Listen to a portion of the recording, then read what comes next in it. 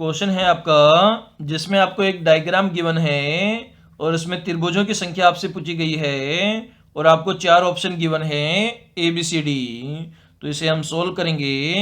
तो सबसे पहले आप देखते हो ये वाला जो डायग्राम है इसका जो सेकंड वाला डायग्राम है वो दोनों आपस में सिमिलर है। तो कभी भी आपको ऐसा डायग्राम मिले तो उसमें आपको फर्स्ट डायग्राम में जितने त्रिभुज होंगे उतने ही त्रिभुज सेकंड डायग्राम में होंगे। तो फर्स्ट डायग्राम के त्रिभुजों को दुगना कर लेंगे और आंसर निकालेंगे। तो सोल्व करते हैं। जो शीर्ष से खींची गई रेखाएं हैं वो आधार को कितने भागों में काट रही है वो हम काउंट करते हैं। तो 1 2 3 4 5 और 6, मतलब 6 भागों में काट रही है। तो आप सभी को जोड़ लेंगे। 1 + 2 + 3 + 4 + 5 + 6। तो 6 और 5 11 हो जाएगा। 11 और 4 15 हो जाएगा। 15 और 3 18 हो जाएगा। 18 और 2 20 हो जाएगा। 20 और 1 21 हो जाएगा। तो कुल कितने त्रिभुज बनेंगे? इस वाले पार्ट से 21 त्रिभुज बनेंगे।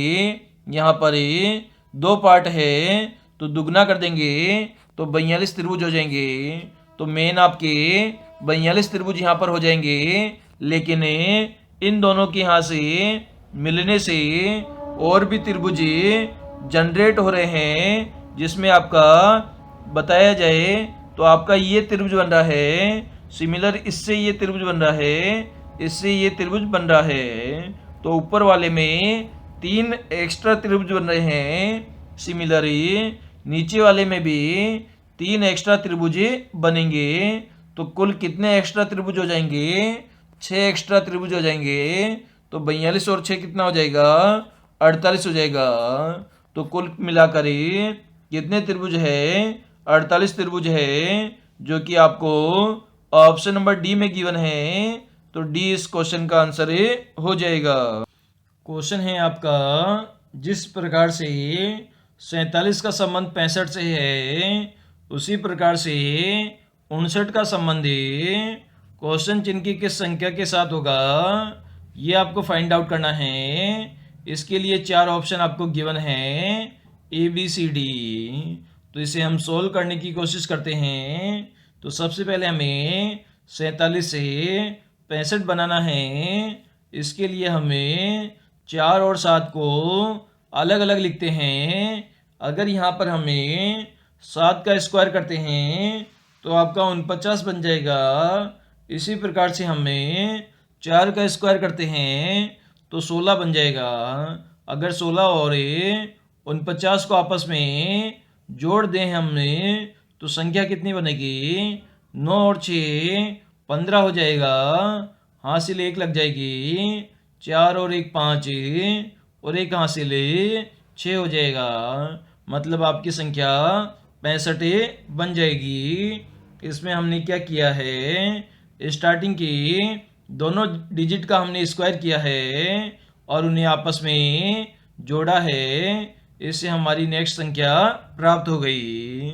सेकंड में भी हमें सिमिलर कंडीशन अप्लाई करेंगे। यहाँ पर 5 का स्क्वायर करेंगे और 9 का स्क्वायर करेंगे और इन्हें आपस में जोड़ेंगे। तो 5 का स्क्वायर हमारा 25 होता है। 9 का स्क्वायर हमारा 81 होता है। तो 5 और 1 कितना हो गया? 6 हो गया। और 8 और 2 कितना हो गया? 10 हो गया। तो आपकी संख्या कौन सी आ गई? 106 आ गई, जो कि आपको ऑप्शन नंबर डी में गिवन है। तो डी इस क्वेश्चन का आंसर हो जाएगा। क्वेश्चन आपको गिवन है जिसमें आपको एक सर्किल गिवन है और इसमें संख्याएं लिखी हुई है 2 3 4 5। उसके बाद में 5 7 9 और क्वेश्चन मार्क दिया हुआ है। क्वेश्चन मार्क का आपको मान फाइंड आउट करना है A B C D option में से। तो कैसे सोल्व करेंगे? तो इस सर्किल को हमें सबसे पहले 2 सर्किल में डिवाइड कर लेंगे। 2 अलग अलग सर्किल में डिवाइड कर लेंगे। हाफ सर्किल इधर हो जाएगा, मतलब फर्स्ट पार्ट ये हो जाएगा, सेकंड पार्ट ये हो जाएगा।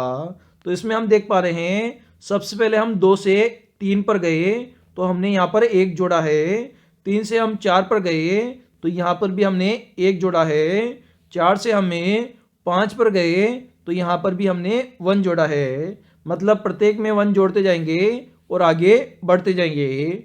अब बात करते हैं सेकेंड हाफ की, हम बात करते हैं तो 5 से हमें 7 पर जाएंगे तो हमने कितना जोड़ा, 2 जोड़ा। इसी प्रकार से 7 से 9 पर जाएंगे तो कितना जोड़ेंगे, 2 जोड़ेंगे।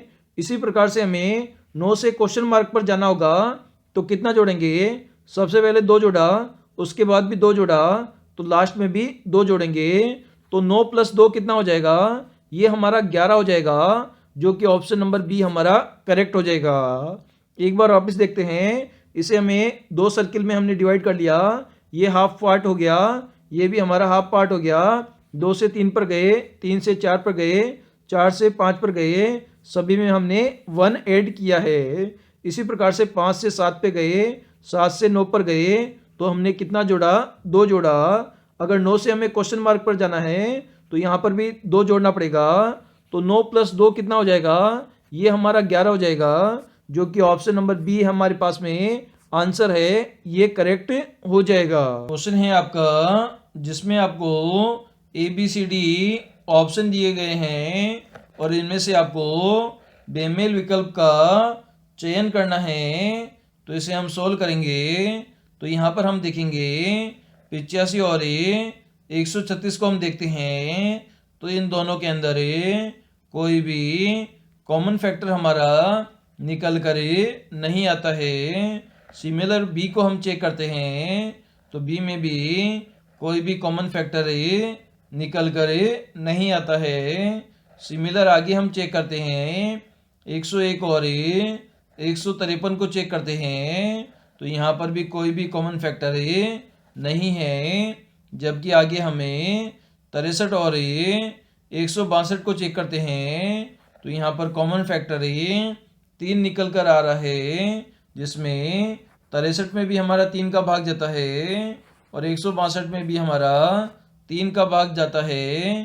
तो डी ऑप्शन हमारा अलग हो जाएगा और इस क्वेश्चन का डी हमारा आंसर हो जाएगा। नंबर सीरीज का आपका क्वेश्चन है 11, 2, 21, 3 क्वेश्चन मार्क के 4, 41, 5, 51, 6। तो यहाँ पर आपको क्वेश्चन मार्क का मान फाइंड आउट करना है ABCD ऑप्शन में से। तो इसे कैसे सोल्व करेंगे, तो सबसे पहले देखते हैं, इसमें 2 नंबर सीरीज बन रही है।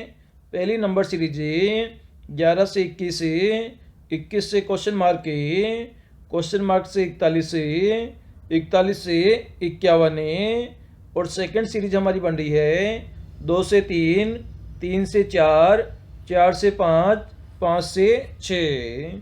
तो ये 2 वाली जो सीरीज है, इसमें प्रत्येक में हम 1 जोड़ेंगे, 2 से 3 में 1 जोड़ेंगे, 3 से 4 में हमें 1 जोड़ना पड़ेगा, 4 से 5 में हमें 1 जोड़ना पड़ेगा, 5 में अगर 1 जोड़ेंगे तो हम 6 पर पहुंच जाएंगे। इसी प्रकार से नीचे वाली सीरीज में हमें 11 से हमें 21 पर जाना है, तो 11 में हम 10 जोड़ेंगे तो 21 पर पहुंच जाएंगे।